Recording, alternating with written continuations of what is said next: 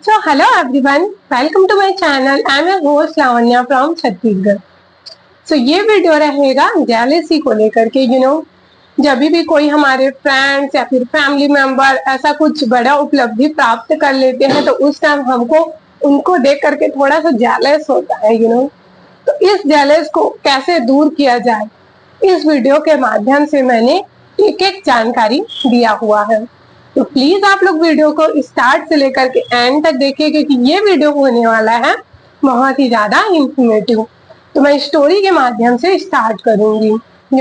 एक गांव रहता था और उस गांव में एक राजा रहते थे और राजा की एक पुत्री थी।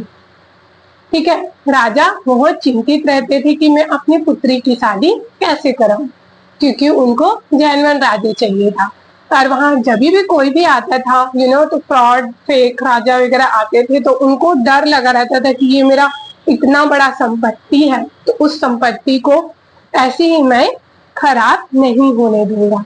तो मैं कैसे करूं कि मुझे अच्छा राजा मिल सके और मेरी पुत्री की अच्छे से विवाह हो सके। तो वहां एक दूर में एक पंडित जी रहते थे। उनके कुल पंडित जी रहते हैं ना, एक हमारे ऐसे कुछ पंडित जी रहते हैं जो जिनको जब भी शादी वगैरह लाइक कुंडली को पढ़वाना रहता है तो हम बुलाते हैं। तो सेम टू सेम उनका भी एक कुल पंडित जी रहता था।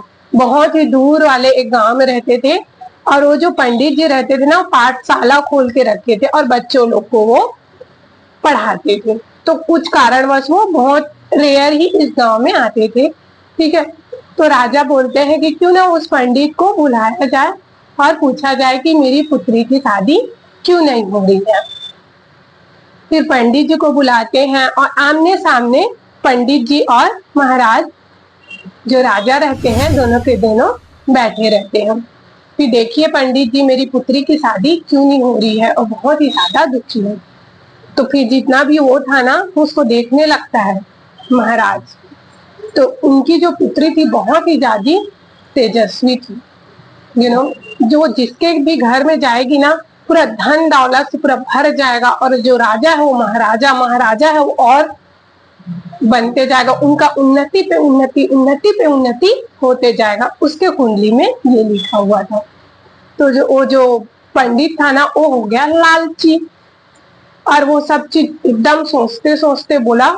उस टाइम वो बताया नहीं राजा को, अपने से ही सोचा क्यों ना एक मैं योजना बनाऊं जो ये जो रानी है वो मेरी हो जाए और सारा जायदाद मेरा हो जाए। तो मैं एक योजना बनाता हूँ और जो राजा रहते हैं उनको वो बोलते हैं, क्या बोलता है, आपकी जो बेटी है बहुत ही ज्यादा तेजस्विनी है बट उनके जो कुंडली में एक दोष है, उस दोष को कैसे निवारण करें। तो आप जो कुछ भी बताइए पंडित जी, मैं निवारण करने के लिए मैं रेडी हूँ। फिर पंडित जी बताते हैं कि क्यों ना आप एक बक्सा में रानी को बैठा दो और उस बक्सा में बहुत ही ज्यादा जेवरात, हीरा मोती, सोना चांदी, डायमंड जो भी है उस बक्सा में आप उसको डाल दो और इस बक्सा को नदी में आप छोड़ दीजिए। और जैसे ही नदी में जिस इंसान उस बक्सा को खोलेगा रानी का शादी उसी से होगा। तो ठीक है, बट ये जो सारी कन्वर्सेशन चल रही थी वो जो रानी रहती है उनकी डॉटर वो सुन लेती है, पापा मेरे को नहीं जाना है ऐसे किसी के पास। तो कोई नहीं बेटा, तेरे को तेरे भाग्य में अच्छा ही लिखा है, तेरे को अच्छा चीज ही मिलेगा। तो ठीक है पापा। फिर उसके बाद उस बक्सा में उनको डाल देते हैं और नदी में प्रवाहित कर देते हैं। और पंडित जी के माइंड में क्या चल रहा था कि जैसे ही वो जो जितने भी उनके वो थे ना बच्चे, क्योंकि वो स्कूल में वो पढ़ाता था, तो बच्चे लोग को बोल दिया था कि नदी में एक बक्सा आने वाला है और वो जैसे ही बक्सा आएगा तुम लोग नदी के पास पहुंच जाओ। जैसे ही बक्सा आएगा उसको उठा के सीधा मेरे पाठशाला में लेके पहुंच जाना और मेरे को दरवाजे के अंदर लॉक कर देना। मैं चाहे कितना भी चिल्लाऊं तुम दरवाजा को खोलना मत। तो जितने बच्चे रहते हैं थोड़ा सा डरे हुए रहते हैं, हाँ भी बोल देते हैं क्योंकि जो गुरुजी थे थोड़ा सा स्ट्रिक्ट टाइप से थे तो अब उनका बात तो मानना था। फिर चले गए वो ऐसे नदी किनारे, और सब बच्चे पूरा खेलने लगे, नहाने लगे एकदम से। फिर जैसे जैसे ही प्रवाहित किए, तो जब वहां एक राजा जंगल में गुजरते हुए जा रहा था, शिकार करने आया था और एकदम थक गया था, तो नदी किनारे वो पहुंच गया।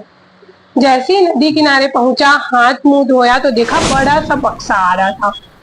तो उस बक्से को उसने खोला, तो उसके अंदर थी रानी और खूब सारा हीरा मोती। तो फिर रानी बोलती है, आप, जो राजा जी रहते हैं वो बोलते हैं, रानी आप यहाँ कैसे? तो फिर बताती है कि मेरे पापा मेरे साथ ऐसे ऐसे किए हैं और आप ही अब मेरे पति। फिर उसके बाद वहाँ जो हीरा का अंगूठी रहता है उसको रानी के अंदर में डाल देती है, पहना देती है, और जितने भी प्रजा रहते हैं तालियां बजाना चालू कर देते हैं और उनका शादी हो जाता है। अब शिकार किया रहता है भालू को, तो अब बोलता है बक्सा खाली नहीं जाना चाहिए, बोलता है राजा, तो क्या डाले? हमने तो शिकार किया है भालू। उस भालू को बक्सा के अंदर डाल देते हैं, नदी में प्रवाहित करते हैं, और वहां थे बच्चे, खूब सारे बच्चे खेल रहे थे। जैसे खेले, फिर जो जितना भी वो था ना बक्सा, एकदम धड़ धड़ धड़, छोटे छोटे बच्चे थे, एकदम मुश्किल से उस बक्सा को लेकर के चले गए पाठशाला। पाठशाला के अंदर में बैठे थे एक रूम में पंडित जी। पंडित जी ने बोला, हाँ आ गया, चलो अब मेरे को दरवाजा के अंदर बंद कर दो, जितना भी चिल्लाओ खोलना मत दरवाजा। जैसे ही खोला बक्सा को पंडित जी, वहां निकला बहुत ही बड़ा बौखलाया हुआ भालू। क्यों? क्योंकि वो तो ऑलरेडी काफी टाइम से बंद था, उसका दिमाग खराब था। अटैक किया सीधा पंडित जी के ऊपर। पंडित जी चिल्लाते रहे, जो जो से चिल्लाते रहे। फिर वहां एक बच्चा खड़ा था, क्या मैं दरवाजा को खोल दूं? तो एक मॉनिटर मना करता है कि नहीं नहीं, पंडित गुरुजी मना किए हैं साहब, नहीं खोलना है दरवाजा। फिर दरवाजा खुलता नहीं है और वो मर जाता है। तो इस कहानी का उद्देश्य ये है, आप लालच तो कर रहे हो बट ऐसे लालच मत करिए। लालच आप ऐसे करिए कि अपने दम पे आप लालच करिए, दूसरे के दम पे नहीं, कि दूसरा का संपत्ति मेरा हो जाए, मैं उसको कुछ ऐसा बोल दूं। तो ऐसे नहीं करने का, निराश नहीं होने का, निरंतर प्रयास करने का। निरंतर आप प्रयास करेंगे ना, निरंतर प्रयास करेंगे तो आप लोग को भी सक्सेस जरूर मिलेगी। मस्ट इम्पॉर्टेंट है फोकस। आप क्या चाहते हो लाइफ में, मैटर ये करता है। रियली में आपको उस चीज को चाहिए, रियली में आपको पुलिस ऑफिसर बनना है, रियली में आपको बैंकर बनना है, रियली में आपको प्रोफेसर बनना है, डॉक्टर बनना है, एनी काइंड ऑफ जॉब, तो उस चीजों के लिए जितना आप दूसरों को देख करके एनर्जी जो वेस्ट करते हो, उस एनर्जी को आप यहाँ लेके आइए और उस एनर्जी को यहाँ लगाइए। वन डे डेफिनेटली आप लोग को सक्सेस मिलेगी। तो हम दूसरों को जेलस नहीं करना है, जेलस के चक्कर में हम हमेशा हमारा नुकसान होता है। जो ऊपर उठ गया है वो और आगे आगे चलता जाएगा, वो नीचे नहीं आएगा। बट लेकिन आप जेलसी करोगे तो और नीचे धस जाओगे। तो अपने को धसना नहीं है, अपने को आगे बढ़ना है। दूसरे को देख करके, इंस्टाग्राम स्क्रॉल करके, दूसरे का फोटो, दूसरे का पिक्चर एंड दूसरे का लाइफ स्टाइल को देख करके आप कॉपी मत करिए। जितना आप कॉपी करेंगे उतना टाइम पास होगा, दूसरों के चक्कर में अपनी जो वैल्यू है ना, उस चीजों को भी आप खो देंगे।